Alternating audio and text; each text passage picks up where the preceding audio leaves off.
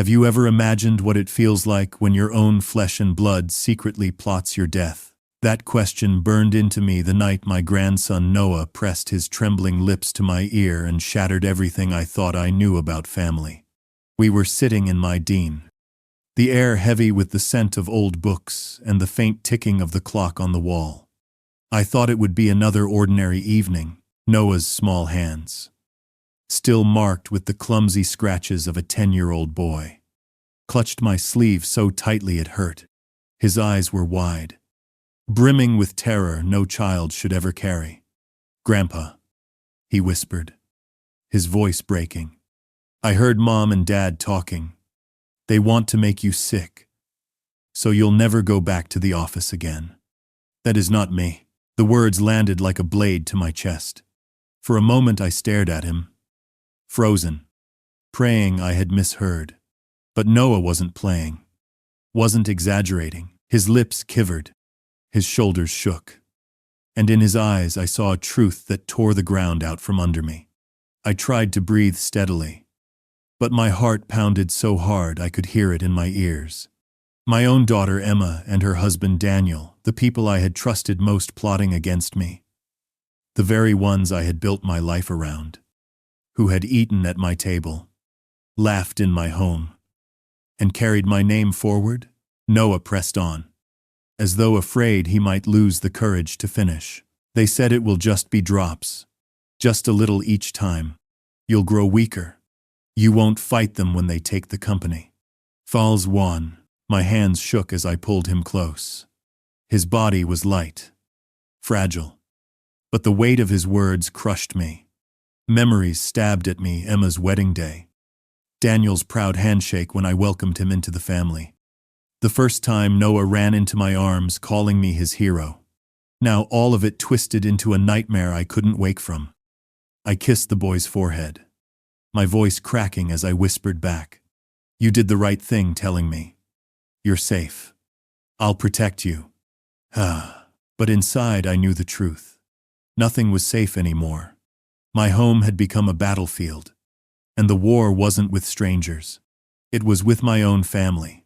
My name is Samuel Reed. I live in Camden, Maine, in a gray clapboard house that looks over the harbor.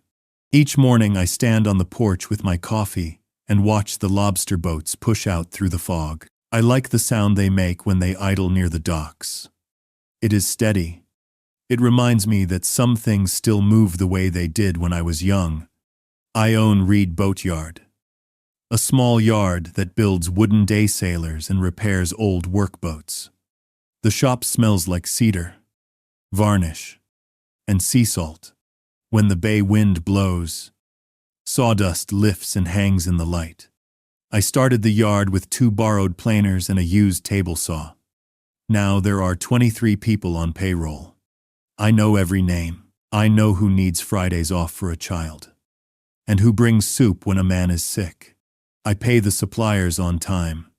I keep promises. That is the way my father raised me. Emma handles orders and schedules. She is my only child. She is smart and quick, and people like her voice on the phone. Daniel married her 6 years ago and moved to Maine from Boston. He talks about growth and online sales and new markets. I nod when he speaks. I try to listen. The yard is my craft, but it is also our family's bread. I do not want to fail the people who depend on us. Noah comes to the shop after school 3 days a week. He sweeps the floor, counts bronze screws, and asks questions I enjoy answering. He is 10, with a tiny scrape, always healing on one knee. He likes to test the sound of a new chisel on scrap pine. When he laughs, the men in the shop laugh too.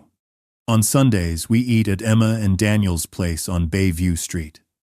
The house is full of warm light and the smell of roast chicken. Noah brings me drawings for the refrigerator door. Daniel pours wine and tells us about a podcast. Emma teases me about the old radio I keep in my office. We laugh. We eat. We stack plates at the sink. It is not perfect, but it is home. I keep my late wife's photograph on the desk in my office at the yard. Her name was Claire. She had kind eyes and a way of folding napkins that made the table look like a holiday even on a Tuesday. She died 5 winters ago. The town came with casseroles and snow shovels. Noah sat on my lap at the service and held my sleeve. Since then, I have kept the yard going and the porch light on. Some nights are still long, but mornings help. At the yard there is a small office with a window that looks onto the main bay door. I like to see the hulls move on their cradles. The men call out simple things. Hand me that clamp. Watch your fingers. Good. Right there. In the corner there is an old coffee maker that sputters but never quits. A calendar hangs by a nail. Emma writes each delivery date in neat black print. Money is never simple. Boats are not bread or milk. People can wait. Some seasons we are flush. Some thin. Daniel says he can fix the swings. He talks about private capital and a partner from his old firm. He says the yard could triple its revenue in 2 years. I listen, and I picture my men packing paddles in boxes instead of shaping a keel. At 10 each morning I walk to the harbor store. I get a glazed donut and a paper cup of coffee.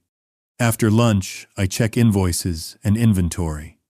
At 3, I call a supplier in Rockland to make sure the mahogany will arrive before our next layup. At 4, I help plane a stubborn plank. At 5, I lock the office and turn off the lights. 1 switch at a time. Most nights, I bring work home. I spread drawings on the kitchen table and trace curves with a finger. I mark notes in the margins in pencil. Sometimes Emma calls on her drive home. She asks if I need anything from the store. She asks if I ate dinner. I say yes, even when I have not.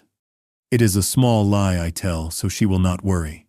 There were hints of strain even before the night Noah came to me with his whisper. Small things. Easy to wave away. Emma asked more often about a timeline for me to step back. Daniel pressed me to move the accounts to a new bank that offered faster credit. A supplier mentioned that Daniel had called to ask for terms without telling me. I told myself it was just eagerness. I told myself a modern yard needs modern ways. Yet, most days felt normal. A gull would land on the rail. A customer would stop by with pie from his wife. Noah would pull his homework from his backpack and ask if the square root sign is a little boat hook. The heat would kick on and the shop would hum.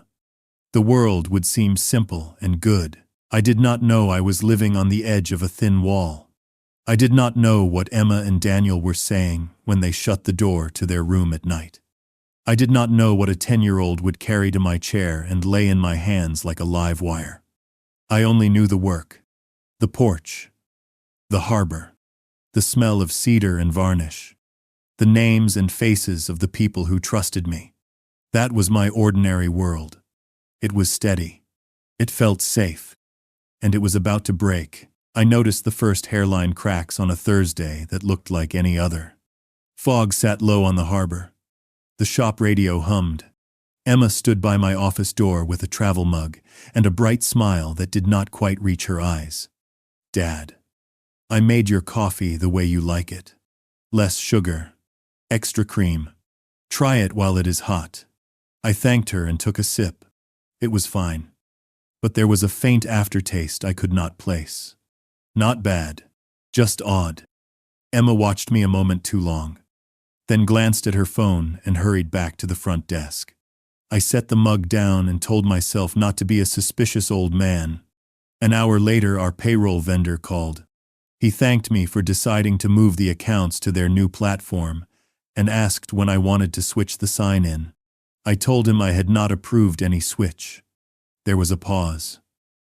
He said Daniel had already sent the forms with my digital signature. He read back the address. It was ours. Send me those documents. I said, do not process anything yet.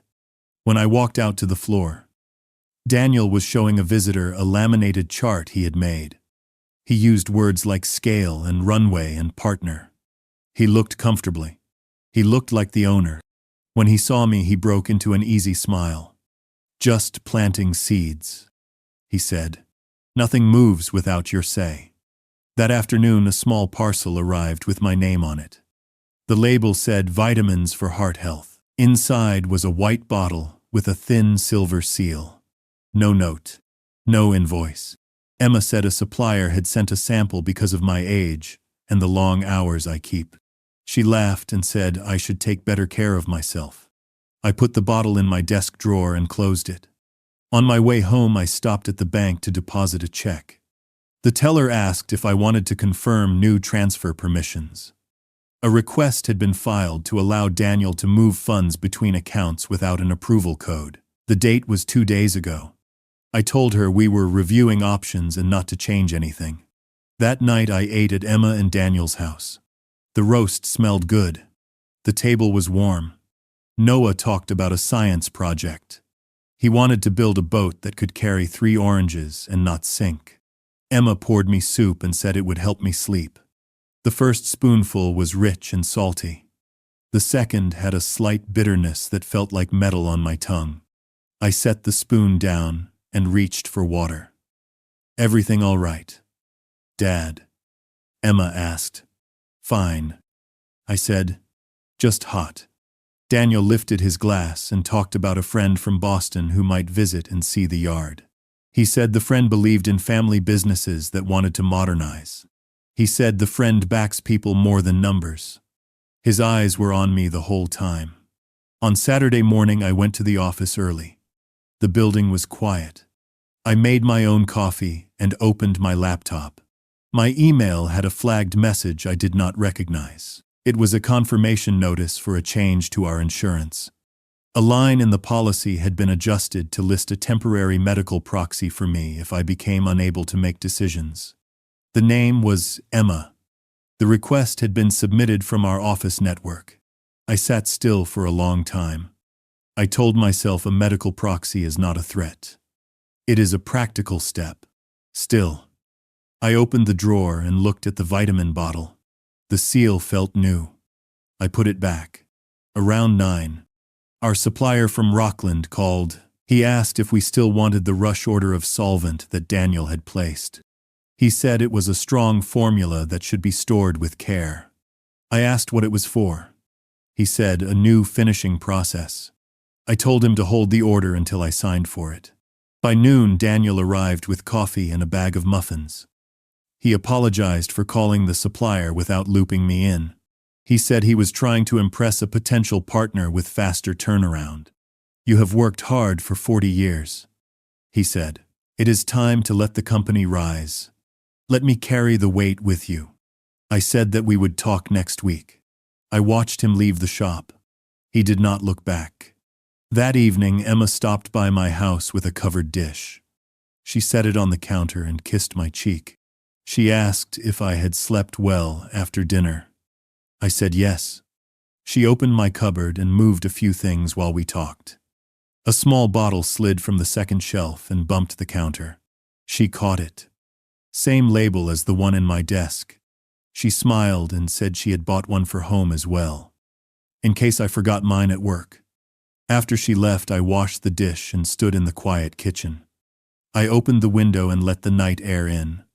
I took the bottle from the counter and placed it beside the one from my desk. 2 white bottles under the lamp. 2 silver seals. I told myself that vigilance is not the same as fear. I told myself that my child loved me. I told myself that Daniel could be ambitious without being cruel. I also told myself that I would pour my own coffee from now on, and that I would read every form before a single signature moved an inch. I did not confront them with shouting. I chose paper and facts. On Monday, I asked Emma and Daniel to sit in my office. I placed the bank request, the payroll forms, and the insurance notice on the desk. I asked simple questions. Who authorized this? Why was my signature used without me present? Why the rush? Daniel smiled like a man pitching a product. He said, "Partners expect speed." He said he had cleared everything with Emma. Emma kept her hands folded. She said she was worried about my health, that the medical proxy was only a safety net. Her voice was soft, but she did not meet my eyes. I told them nothing moves unless I see it. We would change passwords, freeze non-essential changes, and pause new suppliers. Daniel leaned back and stared at the ceiling. He asked how we were supposed to grow if I did not trust him. I said, trust is not a loan you demand. It is a road you walk. After they left, I called Joe Alvarez, my foreman. Joe is a quiet man with hands like anchors and a mind that never stops measuring. I told him all chemical deliveries must be signed by me alone. I told him to angle a camera toward the office door. He did not ask why. He just said, "Got it, Sam." That afternoon, Emma brought me tea in a white mug. She said I looked pale. I told her I had switched to water. She smiled, but her mouth trembled. When she turned away, I saw she had been crying. I almost called her back. I almost told her that if she felt trapped by Daniel, I would help her. But I stayed quiet. I took the 2 vitamin bottles home and sealed them in a bag in the freezer. I printed the labels and put copies in a folder. On Wednesday, Daniel asked for a meeting after hours. He stood by the new hull on Cradle 2 and spoke in a low voice with a hard edge. A friend from Boston was ready to wire funds. The friend needed a transition plan with dates and titles. He gave me 6 weeks to name him chief executive or the opportunity would walk. I told him the only plan would be a 12-month handoff with training and a vote of the men who built this place. He laughed. He said this was not a co-op. He said tradition is a story people tell when they are afraid to change. He stepped close. He told me he could not keep Emma waiting for her future. The next morning, the bank called at 6. A transfer request hit my account at 5:47 a.m. It was blocked by the hold I placed. The name came from a shell company I did not know. The manager asked if I wanted to press charges. Not yet. I said, please flag anything tied to a friend from Boston. At the shop, I spoke to the crew at start of shift. The yard would be on a tight protocol. No one brings food or drink for me. I called it a new diet and made a joke that was not funny. Joe caught my eye and nodded once. He understood what I could not say. Emma stopped by my house that night with Noah. She said Daniel had a late meeting. She made cocoa for the boy and asked if I had thought more about stepping back by summer. I said I would step back when the time was right and the plan was sound. She looked around my kitchen as if she needed to memorize it. She asked if the locks were the same. She asked if my smoke alarm batteries had been changed. Noah drew a small boat and taped it to my fridge. He wanted to name it Little Pine. He asked if boats get scared in storms. I told him they do. But they turn into the wind and hold a steady course. He asked if people can do that too. I said yes. He looked at me for a long time and nodded. Later, an email came from our insurer. My medical proxy update had been finalized with a digital confirmation from my device. I was holding my device when I read it. I called the helpline and asked for the IP record. It showed a login from our office at 10:23 p.m. The night before, I was home by 9. On Friday, I met our town lawyer, Ruth Harding.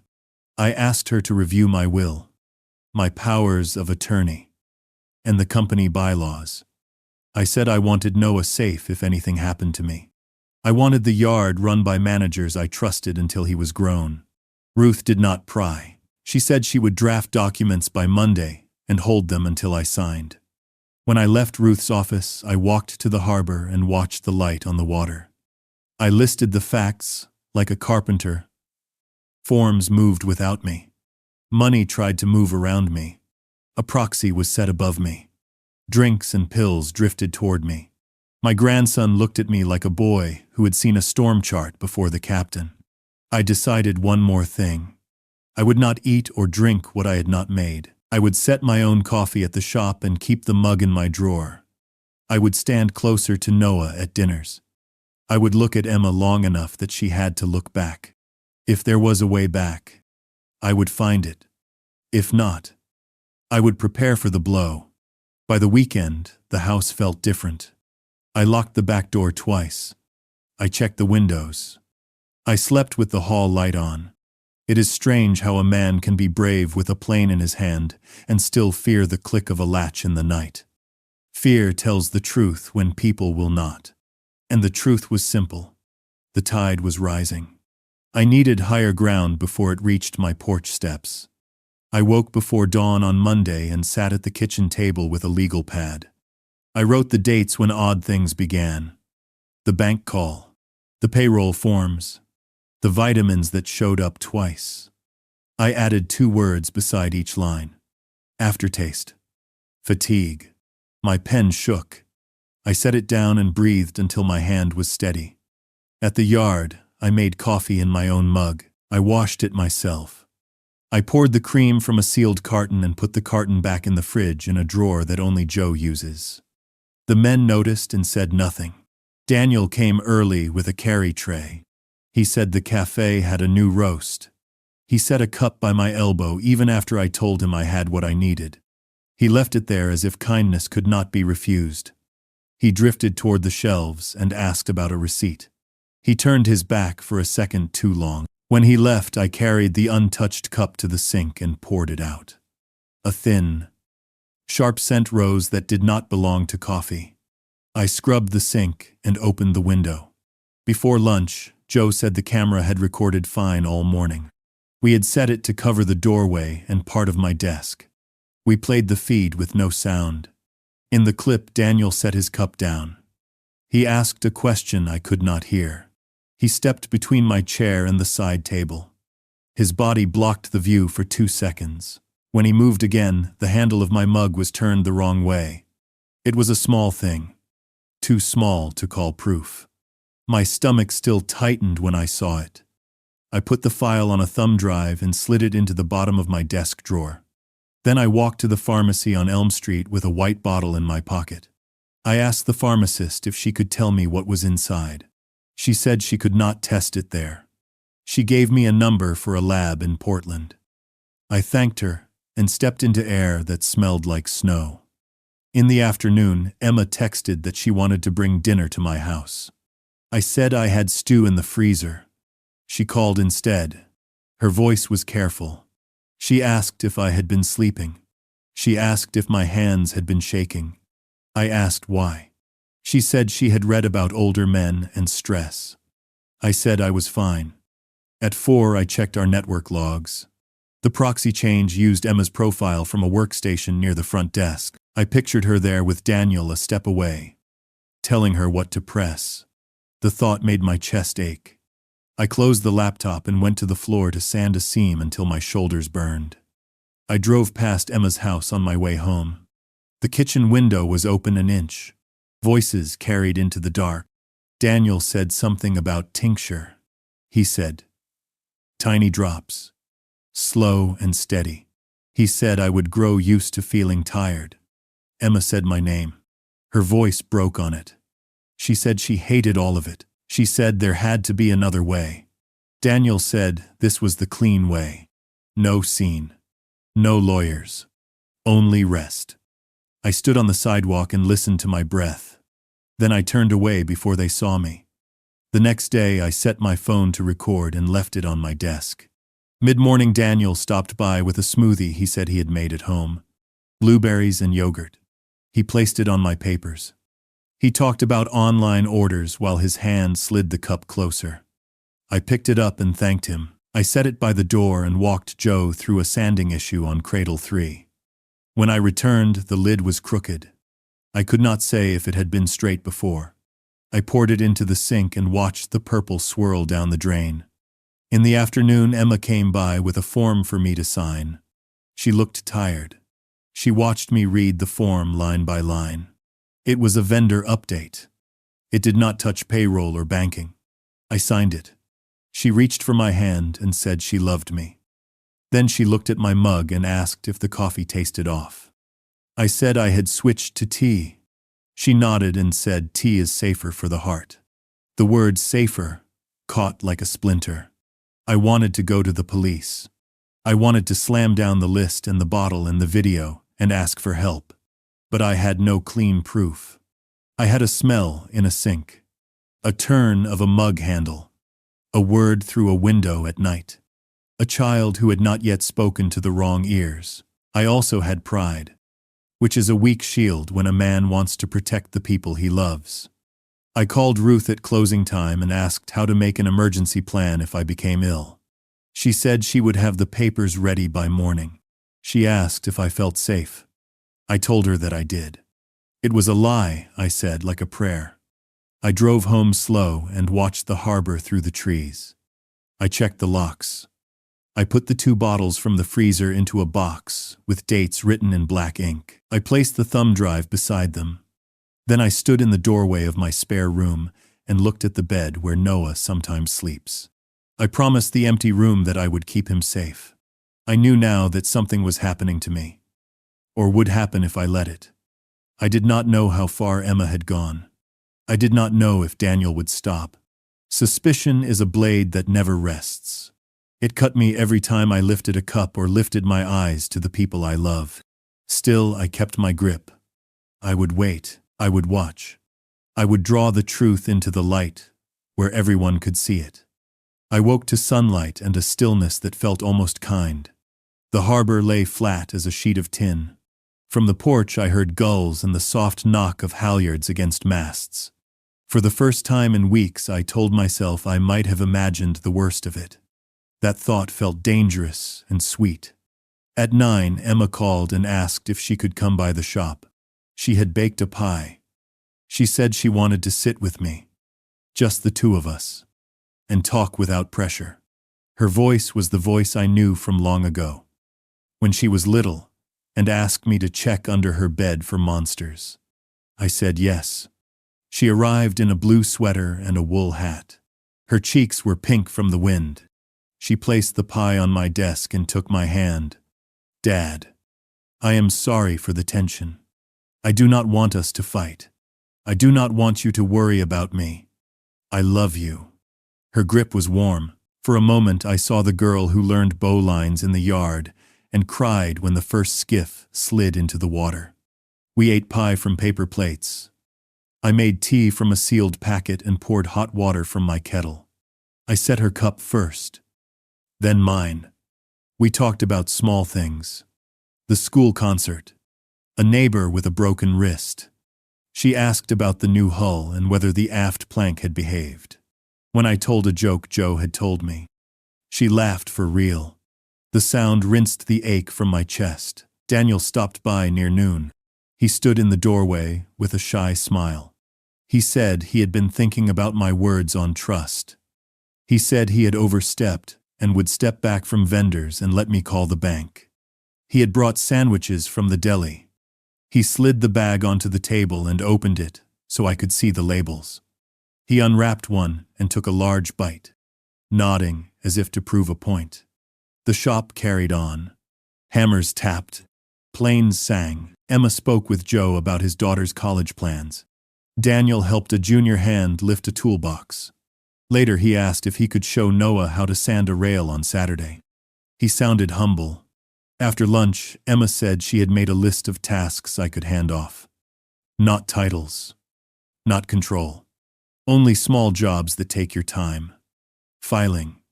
Social media replies. A weekly note to customers. She said she wanted me to have more evenings free.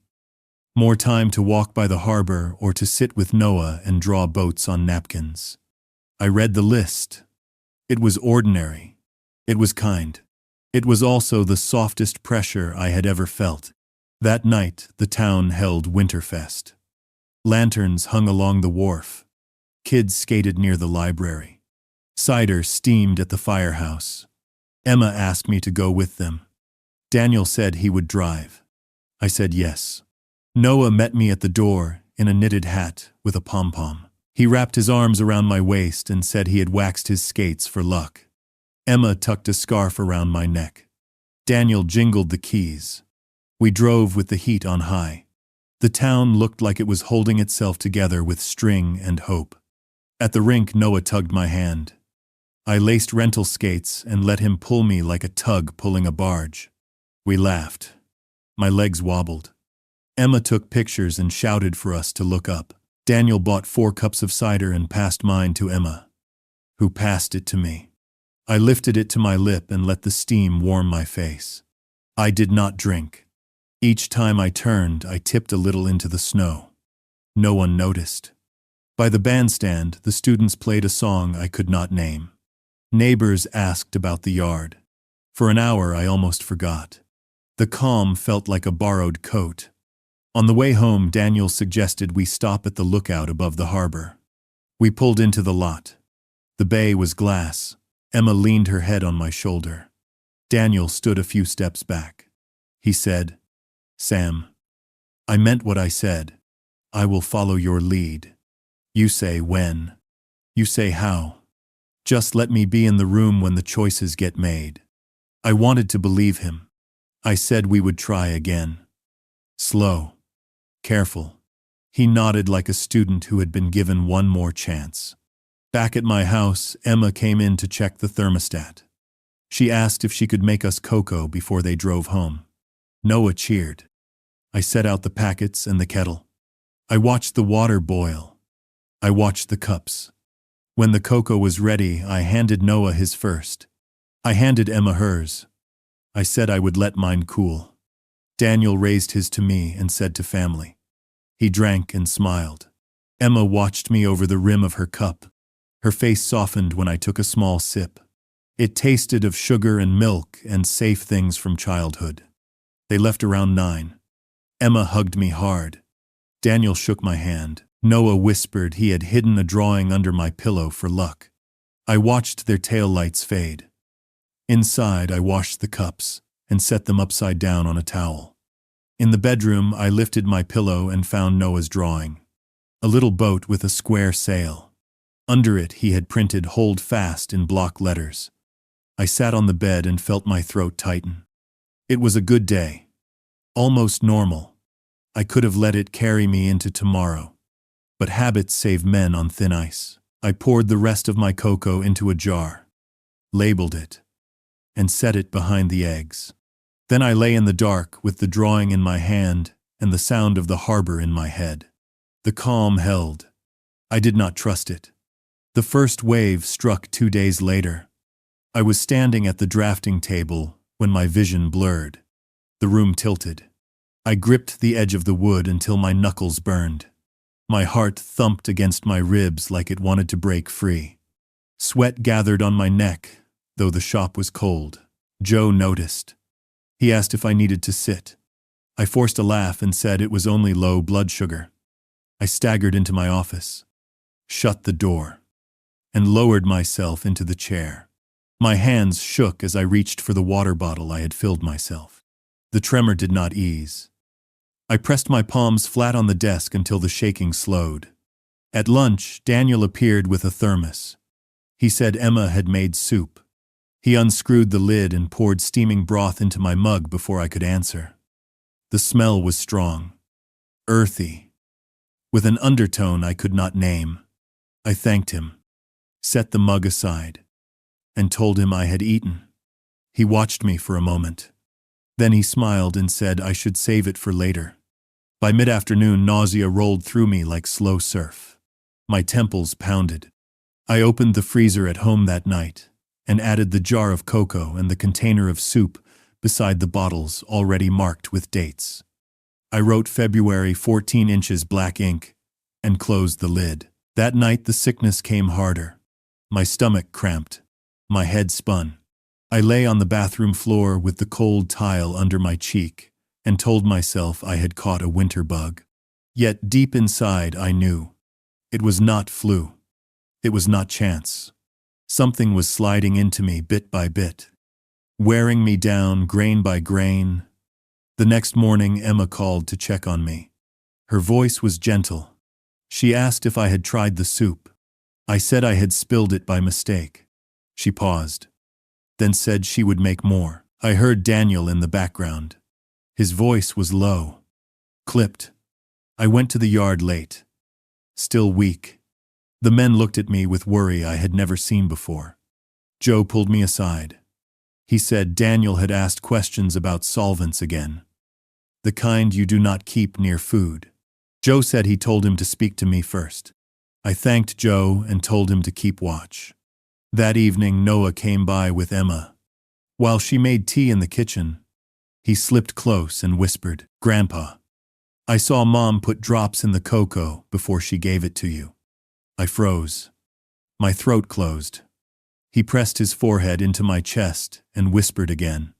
"I heard them say you need to be tired so Dad can run the company. Please don't drink anything." I held him tight until Emma called from the kitchen. He pulled back, his eyes wet, his lips trembling. I forced myself to smile as she entered with the cups. I said I would let mine cool. She sat across from me and sipped hers. Her gaze held mine too long. I sipped water instead. When they left, I locked the door and leaned against it. My body was weak, but rage burned through the weakness. My own blood, plotting a slow end for me, while the boy who trusted me most carried the weight of their secret. I called Ruth. I asked her how fast we could file guardianship papers for Noah. I told her only part of the truth, that my health was not stable, and I wanted legal clarity. She said we could sign within a week. I told her to hurry. That night I could not sleep. I wrote everything on lined paper. Dates, foods, drinks, symptoms, words I had overheard, whispers Noah had carried to me. I folded the sheets and sealed them in an envelope. I hid it under the floorboard of my study where the wood still creaks. By dawn my resolve hardened. I would not drink another drop. I would not let them corner me at the table. If proof was what the world needed, I would gather it until no one could deny. The poison was real. The sickness was real. And the truth was closing in on me. Noah came to me the next evening with his backpack on both shoulders, as if he were bracing for wind. Daniel waited in the car with the engine running. Snow tapped the porch rail. Noah stepped inside and looked toward the kitchen like the walls could hear. "Grandpa," he whispered, "I need to tell you everything. All of it. I have to do it now." I closed the door and locked it. I led him to the den. The lamp made a warm circle on the rug. He did not sit. He opened the front pocket of his backpack and pulled out a cheap tablet with a cracked corner. He hugged it to his chest. "I recorded them," he said. "I did not mean to spy. I was scared. They were in the kitchen last night after I went to bed. They were whispering, but the door was not closed." His hands shook as he held the tablet out to me.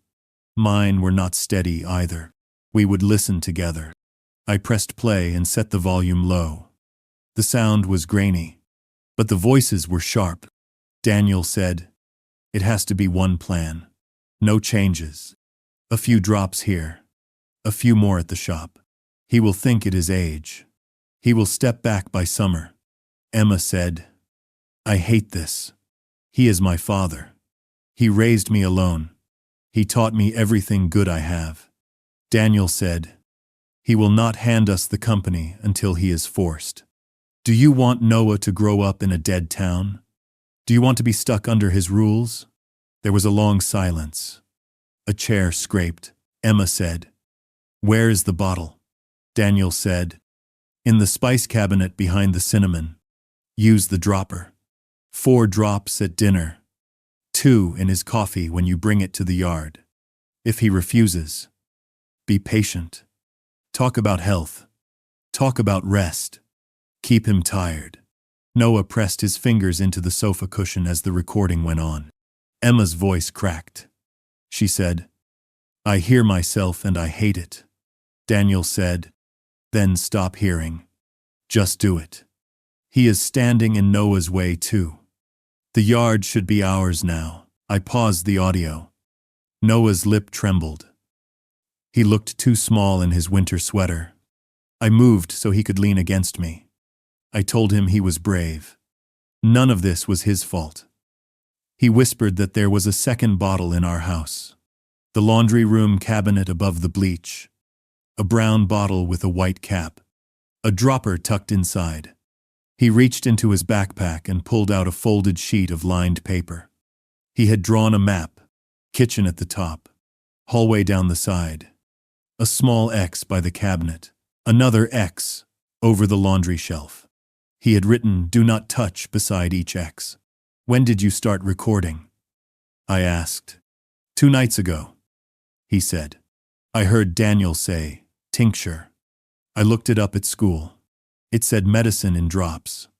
I kept thinking about cups and bottles and the way Mom stood so still while you held your cocoa. "We will take the tablet to a safe place," I said. He nodded. He looked at the door. "What will happen to Mom?" he asked. His voice turned small. I said I did not know. I said I would try to keep her safe from her worst choices. I said I would keep him safe first. Headlights flashed across the window. The horn tapped twice. Daniel was getting impatient. Noah flinched.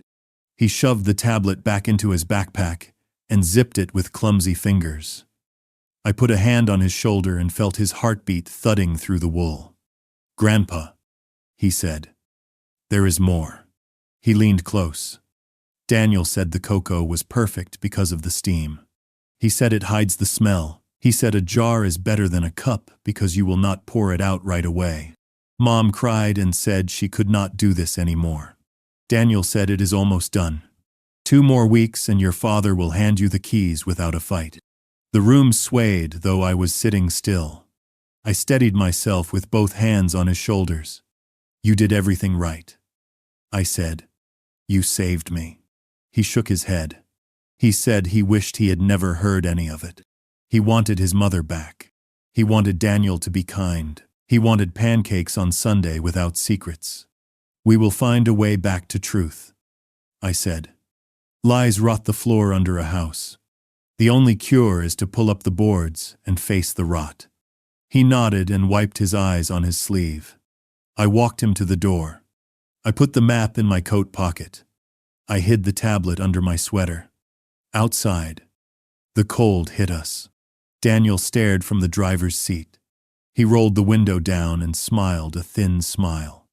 "Is everything all right?" he asked. "We talked about Noah's science project." I said, "Good." He said, "Buckle up, buddy." Noah looked back at me as the car pulled away. He pressed his palm to the glass and held it there until the turn. The taillights disappeared down Bayview Street. I stood on the porch with the snow ticking at my boots and the truth heavy against my ribs. I did not cry then. I set the tablet in the drawer with the labeled jars. I put the map beside the envelope under the floorboard. Then I turned off the lights and sat in the quiet.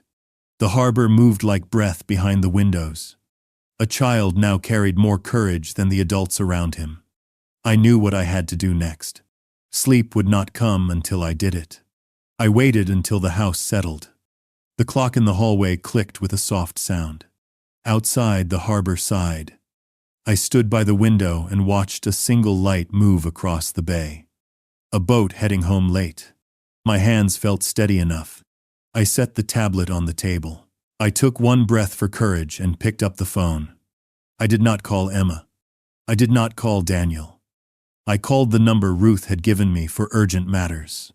It routed to the county dispatch. A calm voice answered. I spoke slowly. My name. My address. I said there might be a crime in progress. I said the people were my family. I said the method was quiet and spread over days. The dispatcher asked if anyone was in the house with me.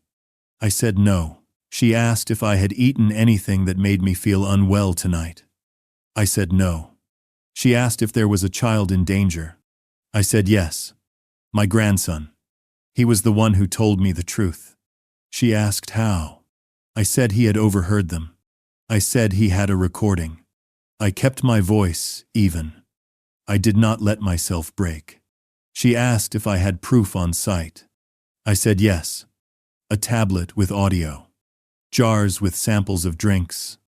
2 sealed bottles from the shop and from my kitchen. A list of dates and symptoms written by hand.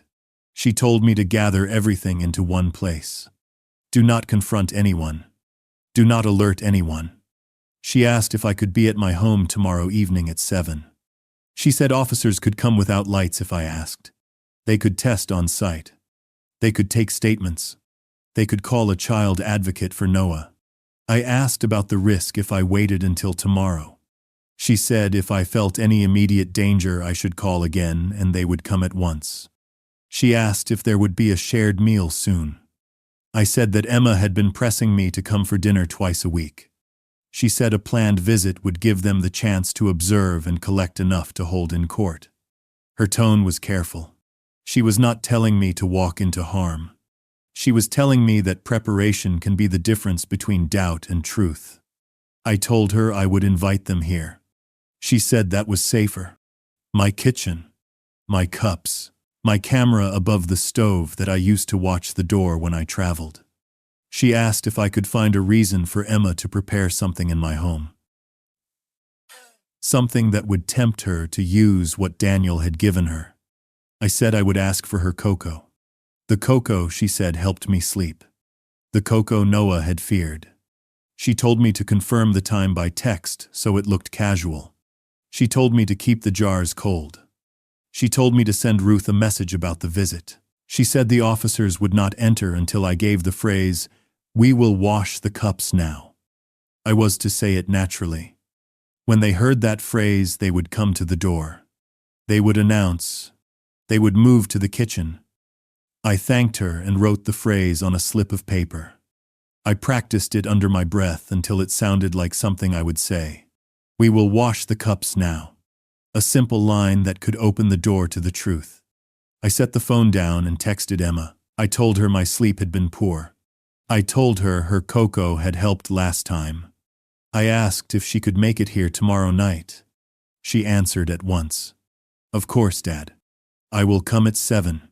Daniel can drive us. Do you need anything else from the store?" I said no. I said I would have marshmallows on hand for Noah. She sent a heart. I stared at that mark until it blurred. I wrote to Ruth next. I told her I had called dispatch. I would host Emma and Daniel at 7. I asked her to be on standby with the new papers. She wrote back with one line. "I am with you." I moved through the house and collected the items that had become my strange shield. The jars with labels. The bottles with silver seals. The printouts of the logs. The thumb drive with the clip that showed a hand near my mug. The tablet with Noah's recording. I placed everything into a plastic bin. I slid the bin under the sink behind the cleaning rags. I placed a clean set of cups on the counter. I set the kettle in its cradle and filled it only halfway so the water would boil fast. I moved the small camera so it watched the stretch of counter where a hand might hover too long. I tried to sleep. Every time I closed my eyes, I saw Noah at the window with his palm pressed to the glass. I got up and walked the hall.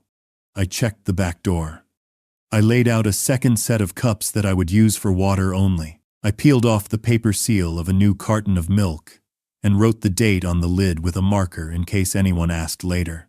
Morning came slow and gray. I went to the yard and worked with Joe on a warped plank until my back ached.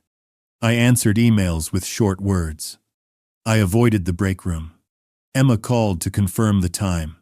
7 is still good. She sounded bright. She asked again about sleep. I said I had hope for a better night. By late afternoon, wind pushed hard over the bay. The trees bent and held. I left early. I wanted the house to feel calm when they arrived. I set out plates like any normal night. I put Noah's drawing on the fridge where his eyes would find it. I took out the bin and checked each item again. The tablet was charged. The jars were tight. The bottles were cold. I slipped the thumb drive into my pocket so it could not go missing. At 6:30, I raised the shades a few inches so the officers could see shadows and know we were inside. I tested the kettle. The water sang. I poured it out and refilled. Then I sat at the table with my hands flat on the wood and listened to the small sounds of the house that had held me for most of my life. Headlights swept across the window. Tires crunched on the drive. My heart kicked once and then settled into a slow, heavy beat. I stood and opened the door before they could knock. Emma smiled with eyes that looked tired. Daniel carried a grocery bag and spoke with a careful cheer that sounded rehearsed. Noah stepped in behind them and looked straight at the fridge. His shoulders loosened when he saw his drawing. Emma set her bag on the counter. She pulled out cocoa, a small jar of cinnamon, a whisk, and 2 mugs from my own cupboard. She looked at me. "Shall I make the cocoa here, Dad?" I said, "Yes, please. The water is ready." The sentence felt like a bridge I did not want to cross. Daniel set his hand on the counter. He picked up 1 mug and set it down again. He talked about a customer who wanted to name a boat after a grandmother. His voice filled the room like a curtain. Emma opened her tote. For a second, her hand disappeared inside. When it came up, she held only the whisk. Her face did not change. My stomach turned. I watched every movement. I watched for a dropper. I watched for a pause. Noah slid beside me and touched my sleeve. His small grip anchored me. I placed my hand over his and pressed once. Emma poured the powder into the mugs. She added sugar. She asked about Noah's homework, and Daniel answered for him. The kettle rattled as it reached a simmer. I could hear my own breath. Emma looked up at me. "Do you want cinnamon?" I said yes. She shook a small bit into each mug. She had not reached into her tote again. Daniel stepped closer and moved the whisk toward her. It might have been nothing. It felt like a cue. The kettle clicked off. The room went quiet. I lifted my head and spoke in a steady voice that did not sound like a man drowning inside. "We will wash the cups now." For a heartbeat, nothing happened. Steam curled from the kettle. Emma blinked as if she had missed a line in a familiar script.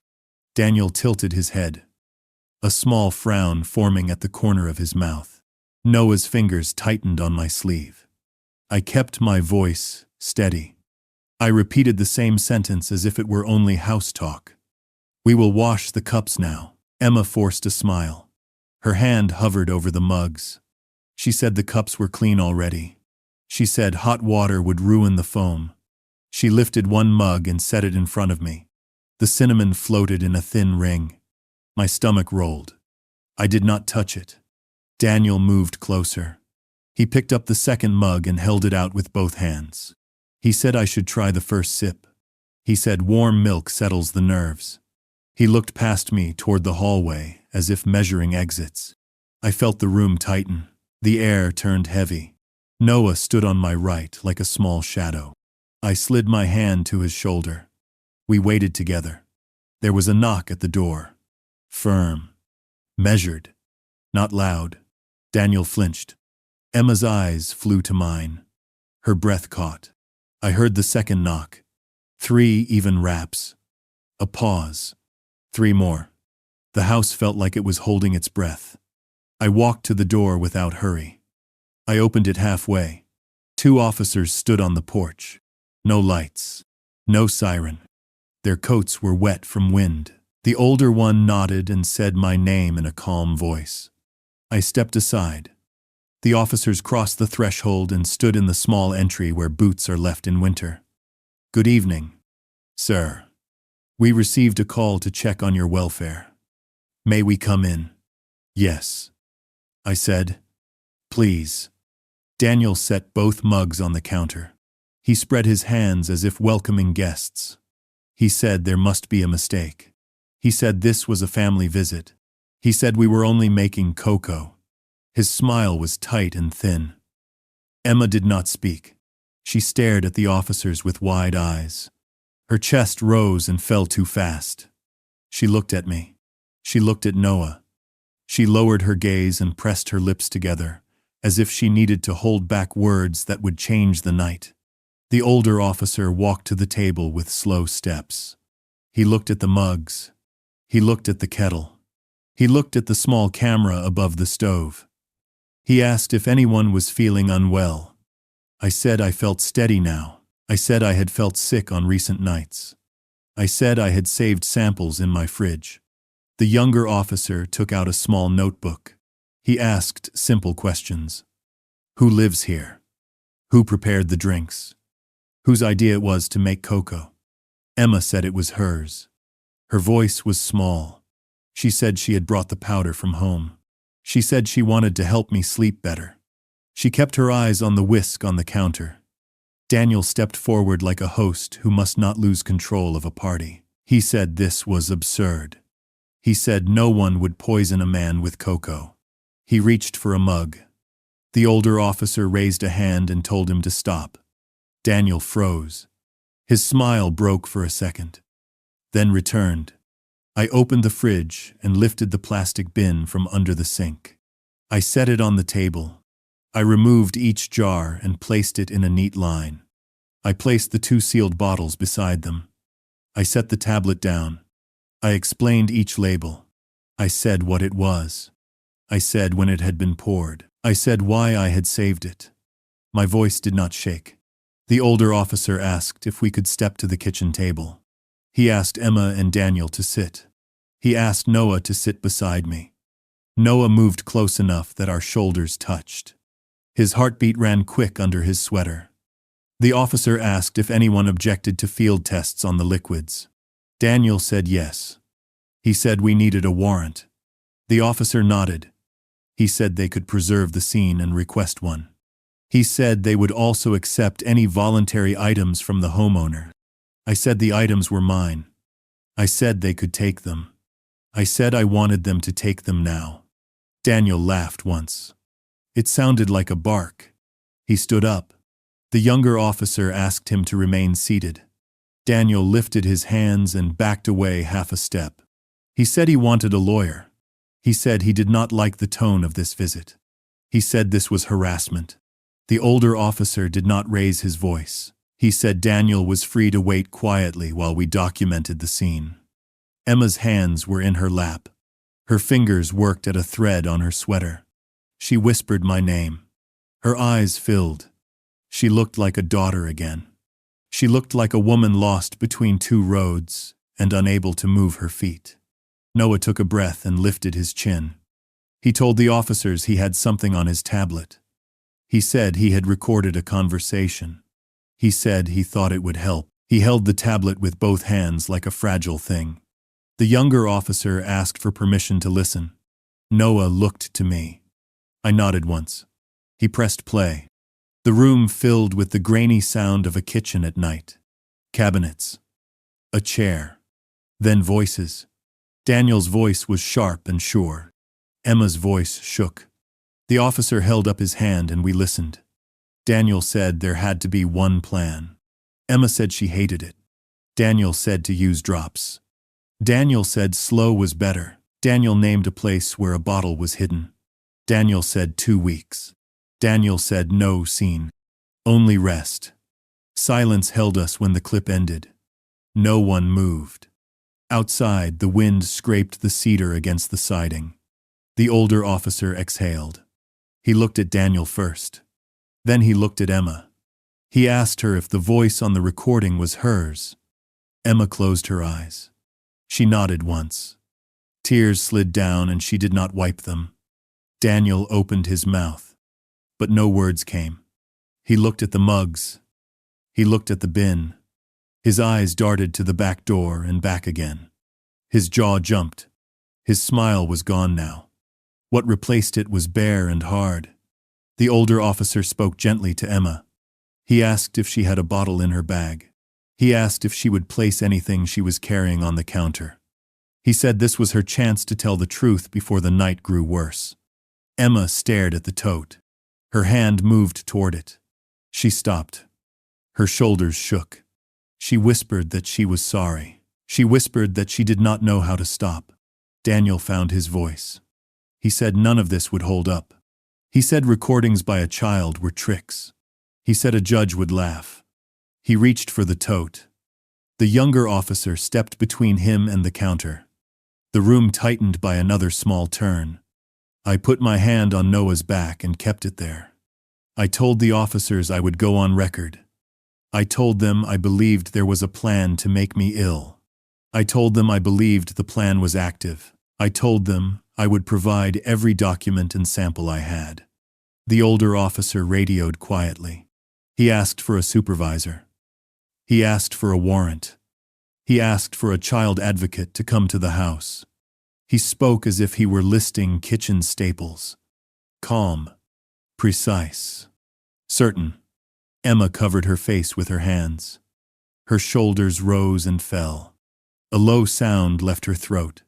She whispered that she could not do this anymore. She reached into her tote. She pulled out a small brown bottle with a white cap. She set it on the counter in front of her. She placed the dropper beside it. She did not lift her head. Daniel took one step toward her. His eyes flashed. The younger officer raised his palm and told him to stop. He stopped. The house did not feel calm. Yet something inside me eased for the first time in weeks. The truth had stepped into the room. It stood on the counter under the kitchen light. It smelled like cocoa and fear. It could finally be seen. The supervisor arrived within minutes, his cruiser stopping without lights. 2 more officers entered with calm steps. Boots leaving wet prints on my floor. The lead officer took one look at the mugs, the jars, and the small brown bottle on the counter. He asked Daniel and Emma to stand. His tone left no space for argument. Daniel barked a protest. He said this was insanity, that families fight, that Coco was not a crime. He tried to step toward the back door. 2 officers blocked him. His shoulders tightened. His fists curled. The older officer repeated the order. Daniel froze, then spat a word I will not repeat. Metal cuffs clicked around his wrists. The sound was sharp, final. She rose slowly, tears sliding down her cheeks. She kept her hands open and still. When the cuffs closed around her, she whispered, "I am sorry, Dad." Her voice cracked on the last word. She looked at Noah, then dropped her gaze to the floor. Noah pressed against me. His small body trembled. I wrapped an arm around him and held him close as the officers read the words I never thought I would hear in my own kitchen. You have the right to remain silent. Anything you say can and will be used against you. You have the right to an attorney. Neighbors had begun to gather outside. Drawn by the movement of cars, I saw shadows through the curtains. Flashlights bobbed. Whispers carried across the yard. The whole street would know by morning. Daniel shouted as they led him toward the door. He called me a traitor. He said I had ruined the family. He said I would regret this. The younger officer guided him firmly out into the night. Emma did not shout. She kept her head bowed. Her tears fell onto her sweater. The officers collected the brown bottle, the mugs, the cocoa tin, and the jars from my fridge. They photographed the table, the stove, the tote, the position of every item. They spoke in short, clipped phrases. Scene secured. Evidence bagged. Chain of custody. Their precision was cold comfort. But it was comfort all the same. One officer knelt so his eyes were level with Noah's. He spoke softly. You're safe now. You did something very brave. Noah nodded but did not speak. His small hand dug into my sleeve until his knuckles whitened. When the door closed and the cruisers pulled away, silence rushed in. The house smelled of cinnamon and fear. I sat at the table with Noah still pressed to my side. The clock ticked. The kettle hissed softly as it cooled. My hands felt empty without the papers I had carried for weeks. The truth was gone now, locked in evidence bags. All that remained was a boy's soft breathing and the hollow ache of a father who had watched his child taken in handcuffs. I told Noah he would stay with me. The officers had confirmed it. They said a child advocate would visit in the morning to formalize arrangements. He nodded against my chest. His voice was small when he whispered, "Will Mom be gone forever?" I told him the truth I could bear to give. She will be gone for a while. But she loves you. That part never leaves. His eyes filled. He pressed his face into my shirt and did not answer. Later, When he slept in the spare room, I walked the kitchen alone. I touched the counter where the bottle had stood. I ran water in the sink until the steam rose. I scrubbed the mugs, though they were already gone in evidence bags. The motions calmed me. They told me I had survived. They told me the night had ended. Outside, the bay rolled under the moon. Inside, my house held only 2 heartbeats instead of 4. It was quieter than it had ever been. Quieter. And yet safer than it had been in months. The courthouse in Rockland sits on a hill that looks over the harbor. On the morning of the arraignment, the sky was the pale color of thin ice. I wore my one dark suit. Noah held my hand so hard my fingers went numb. Ruth met us by the steps with a brief nod. She asked if I had slept. I told her enough to stand. Inside, the halls echoed with shoes and whispers. We passed a row of wooden benches. People looked up and then looked away. The courtroom smelled like varnish and winter coats. A flag hung behind the judge's bench. The seal of the state glowed under the lights. Daniel sat at the defendant table with a lawyer from Portland. He kept his chin high. He did not look at me. Emma sat beside a public defender and stared at her hands. Noah pressed closer to my side. A child advocate placed a gentle hand on his shoulder and led him to a small room where he would watch by video. I signed a form that said he did not have to sit in the same air as his mother and stepfather. When the case was called, the prosecutor stood. She spoke in a firm voice that carried without strain. She told the court there was evidence of a plan to render me weak over time. She said the method was deliberate. She said there were recordings, bottles, and field tests. She said there was a child who had risked the love of his home to tell a truth that no one wanted to hear. Daniel's lawyer rose and said the state had leapt to conclusions. He said, families argue. He said, health supplements taste bitter. He said a man my age could become ill from worry and winter air. He said the recording was out of context. He said it was cruel to pull a child into adult business. He smiled while he spoke. The judge asked the clerk to call the first witness. An officer stepped forward and described the scene in my kitchen. He spoke about the 2 mugs. He spoke about the brown bottle with the white cap. He spoke about the jars I had saved and the chain of custody that began on my table. The lab report was entered into the record. It noted a compound not listed on any label. It was a compound that depresses the body and clouds the mind. The report said the levels found in the saved cocoa could explain the symptoms I had described. The report did not shout. It did not need to. The prosecutor called me. I stood and took the oath. I told the court what had happened from the first odd taste to the night the officers came to my door. I kept my words simple. I said what I had seen. I said what I had felt. I said what my grandson had told me in a voice that shook.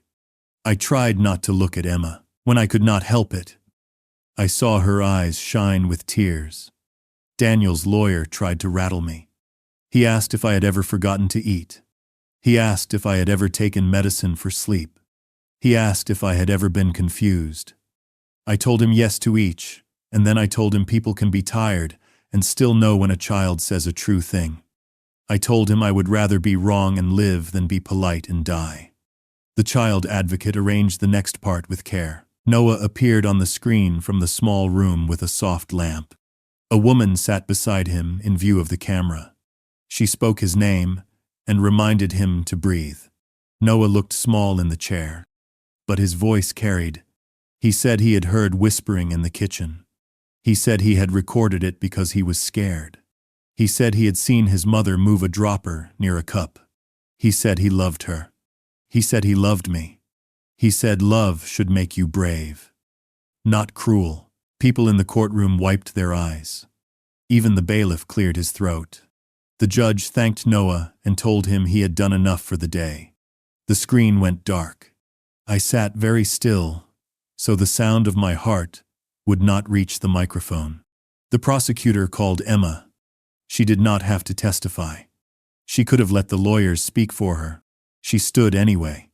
She raised her right hand and swore to tell the truth. She began softly, and then the words came like a tide. She said she had felt trapped between loyalty and fear. She said she had told herself it was only to help me rest. She said she had known it was more than that. She said she had failed her father. She said she had failed her son. She lowered her head and cried. The court grew quiet. Even Daniel looked at her with something like shock. The prosecutor asked where the bottle came from. Emma said it came from a friend of Daniel. She said it was labeled as a tincture to calm nerves. She said Daniel had told her the amount would not kill. He had said it would only slow me down. She said she had believed him because belief was easier than facing who he had become. She said she was guilty of every choice she made after that. Daniel's lawyer objected and told her not to speak further. She said she was finished. She walked back to the table and sat. She did not look up again. Daniel chose to testify. He smiled at the jury as if they were old friends. He said he loved his family. He said he wanted the business to survive. He said I had made the company a museum. He said the tincture was herbal and harmless. He said Emma was a worried daughter who liked routines. He said I had turned a family matter into a public circus. When the prosecutor asked if he had said the words on the recording, he said he could not tell from the quality. When she asked about the bottle in the tote, he said he had never seen it before. His face did not change. Closing arguments came after a short recess. The prosecutor spoke about trust and time.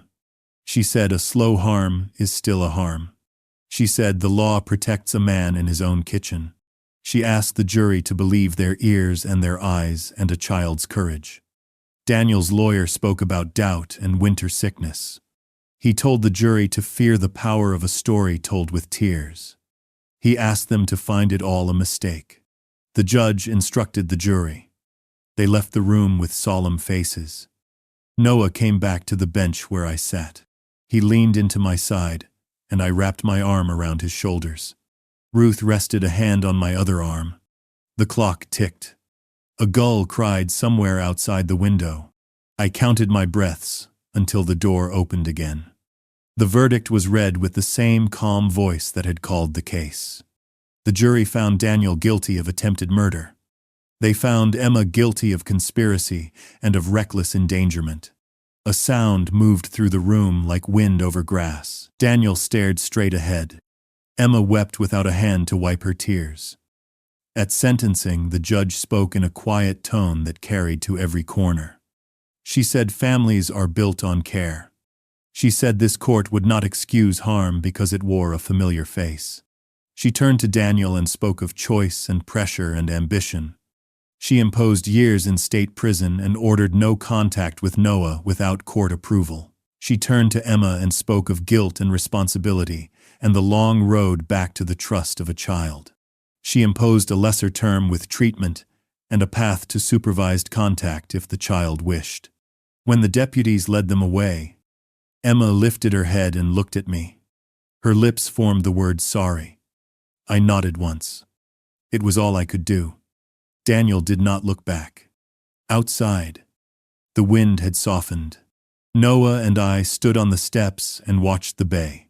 Ruth handed me the new papers she had prepared. They gave me legal guardianship. They protected Noah's nights and mornings, and the small, simple things that make a boy feel safe.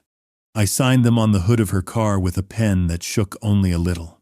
Noah slipped his hand into mine and held on as if the paper itself were a railing in a storm. Spring came slow to the coast. Snow melted in ridges along the harbor road, and the boatyard smelled of wet cedar and salt. Each morning I unlocked the shop with Noah at my side. He carried his school bag, but he always stopped first to run his fingers along the hulls. Whispering the names painted in fresh white, he said each one like a promise. Life had changed in ways that still cut. Emma was in state custody, starting a treatment program as part of her sentence. Letters came through her lawyer. Short notes written in careful script. I read them when Noah was asleep. She wrote of regret, of therapy, of prayers for her son. I did not hide them, but I did not press them into his hands either. He would choose when to read them. That choice belonged to him. Daniel was gone behind walls. The papers wrote of a fall from grace, of ambition turned dark. Customers asked quiet questions, and I gave simple answers. Justice had been done.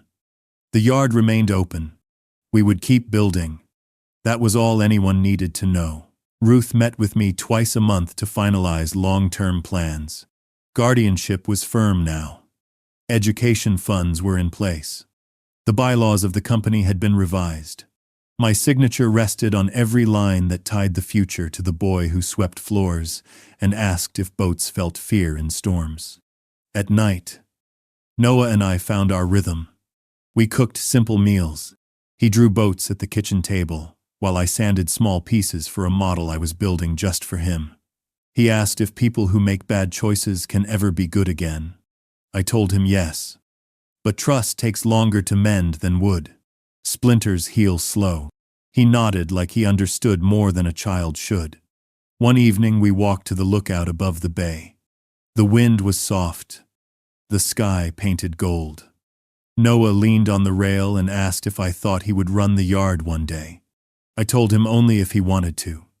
He said he wanted to learn first. He wanted to sweep floors, then sand planks, then carry tools until his hands were strong. I smiled. That was the answer of a boy who already knew the worth of steady work. We watched the water until the lamps along the pier lit. He slipped his hand into mine. His grip was small, but it steadied me more than any cane or rail could. I told him that real wealth is not the money in a bank. Real wealth is trust. It is the bond between people who stand together when the tide rises. He pressed closer to my side and whispered, "Then we are rich." Grandpa, back at the house. He taped a new drawing to the fridge. A boat with a wide hull, painted red. Its sail high and strong. Above it he had written in block letters, "Hold fast. Always." I stood in the kitchen and let the tears fall. Not of sickness, not of betrayal, but of survival. Of love that endured through fire. The house was quiet, but no longer lonely. The harbor kept breathing. The yard kept building. And a boy was growing into a man who had already proven his courage. Together we carried forward not just a business, but a legacy tempered by truth. The past could not be erased, but it had given us a compass.